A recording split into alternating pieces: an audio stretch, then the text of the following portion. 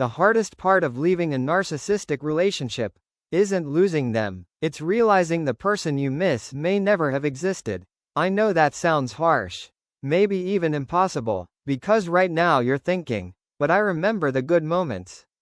I remember how loving they were. I remember how connected we felt. I remember those things too. But then I learned something that changed everything. Sometimes what we miss isn't the person, it's the story we built around them. Part 1. Why it feels like you miss them. After a narcissistic relationship ends, your mind doesn't immediately remember the worst moments. It remembers the best ones. The late-night conversations, the affection, the promises, the version of them that made you feel special. And that's exactly why moving on feels so difficult.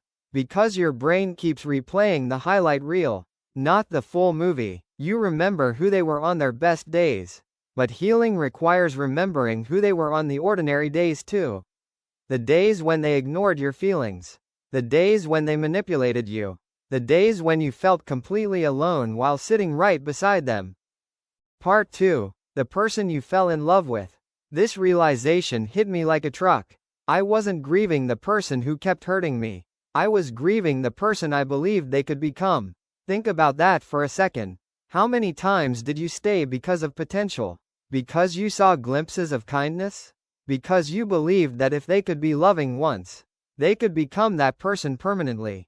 But relationships are built on patterns, not potential. And eventually I had to ask myself a painful question: if the loving version was the real version, why was it so difficult to find? Why did it only appear when I was pulling away? Why did it disappear whenever they got comfortable again?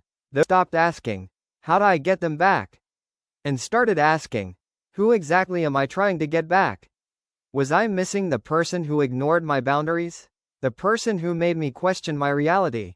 The person who only changed when they were losing access to me?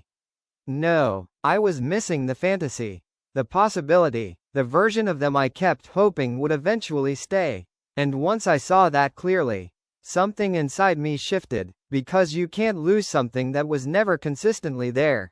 If you're struggling to move on right now, I want you to try something. The next time you find yourself missing them, don't ask, do I miss this person? Ask, which version of this person do I miss? Because those are two very different questions. And for many people healing from narcissistic relationships, the answer is shocking. You don't miss the manipulation. You don't miss the emotional exhaustion. You don't miss the confusion. You miss the version that made you believe everything would eventually be okay.